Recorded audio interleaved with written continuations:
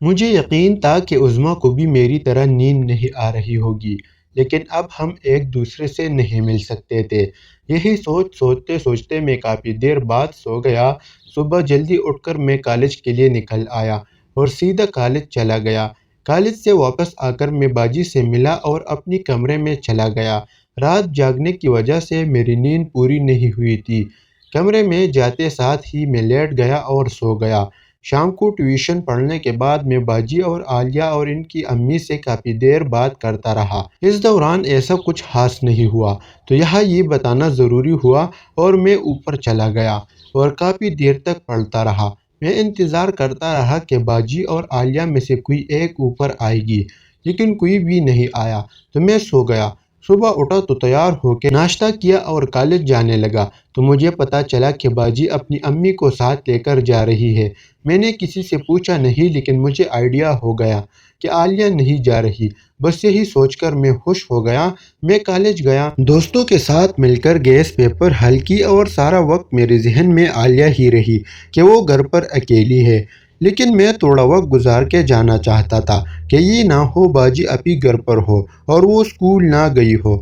خیر میں تھوڑی دیر کالج میں رہنے کے بعد وہاں سے گھر کی طرف چل پڑا۔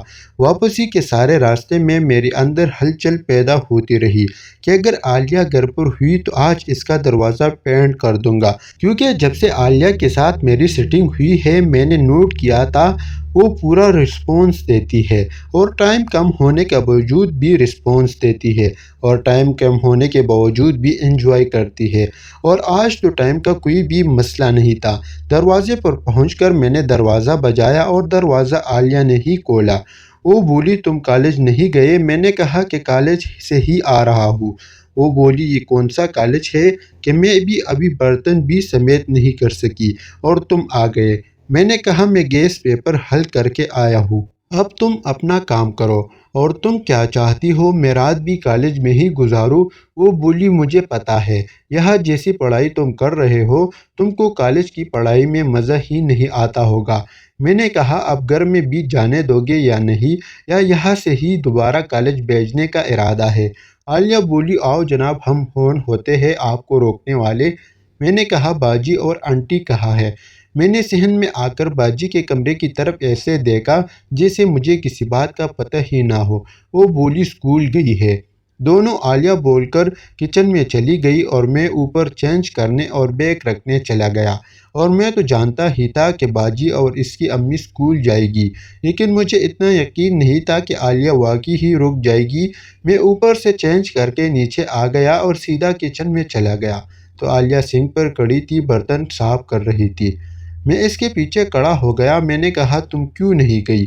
وہ بولی میں نے جا کے کیا کرنا تھا وہاں؟ میں نے کہا آنٹی بھی تو گئی ہے۔ وہ بولی امی تو اس لیے گئی ہے کہ باجی کے فرینڈ نے کہا تھا امی کو ساتھ لے کر آنا۔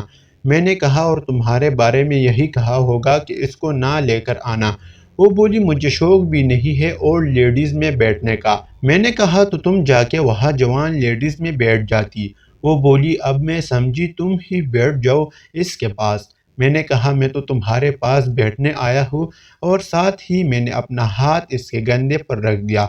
وہ بولی کوئی ضرورت نہیں ہے مجھے مکھن لگانے کی، جب وہ آئی اس کے ساتھ ہی بیٹھنا۔ میں نے کہا قسم سے میں تمہاری خاطر آیا ہوں جلدی۔ وہ بولی اگر میں بھی باجی کے ساتھ چلی جاتی تو؟ میں نے کہا مجھے پتا تھا تم نہیں جاؤ گی۔ وہ بولی تم کو کیسے پتا؟ کیا باجی نے بتایا تھا؟ میں نے کہا نہیں یار باجی نے مجھے کچھ نہیں بتایا، بس میں نے اندازہ لگا لیا تھا کہ تم نہیں جاؤ گے، کیونکہ جب صبح بات ہو رہی تھی تب میں نے سنا تھا اور تم تیار نہیں ہو رہی تھی، اس لیے میں نے اندازہ لگا لیا۔ میں نے کڑے کڑے اس کو اپنے ساتھ لگا لیا تھا۔ وہ بولی یہ کیا کر رہے ہو، چھوڑو مجھے کام کرنے دو۔ میں نے کہا میں نے کب منع کیا ہے تم کو کام کرنے سے؟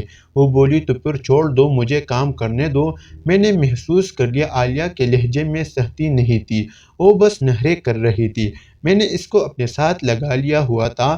چھوٹو میاں بھی پوری طرح تیار تھا اور اس کے ساتھ لگ رہی تھی، وہ بھی کام کرنے کی بہانے سے ہل رہی تھی۔ یہ تو مجھے پہلے دن سے ہی پتا تھا کہ عالیہ بہت کام کی چیز ہے، کیونکہ کراچی میں بھی اس نے مجھے کچھ کرنے سے منع نہیں کیا تھا اور انجوائے کرتی تھی مجھ سے۔ میں نے ایک دم آگے بڑھایا اور اپنے دونوں ہاتھ آگے رکھ دیا اور جب وہ کچھ نہ بولی تو میں نے اپنی دونوں ہاتھوں کی مٹھیاں بند کرنا شروع کر دی۔ میں نے آگے دیکھا کہ عالیہ اب کام نہیں کر رہی اور اس کے ہاتھ شنک پر ہے اور وہ کڑی ہے، لیکن وہ مجھے منع بھی نہیں کر رہی تھی۔ میں نے بھی سوچ لیا تھا کہ ہو سکتا ہے۔ تو ناظرین، اس کہانی کا نیکسٹ ایپیسوڈ اس چینل کے اوپر اپلوڈ کیا جائے گا، تو اس کے لیے آپ لوگ اس چینل کو سبسکرائب کر دیں۔ اگر ویڈیوز آپ لوگ کو اچھی لگتی ہے تو چینل کو سبسکرائب تو ضرور کر دیں اور ویڈیو کو لائک بھی کر دیں۔ تو ملتے ہیں نیکسٹ ویڈیو میں، تب کے لیے والسلام۔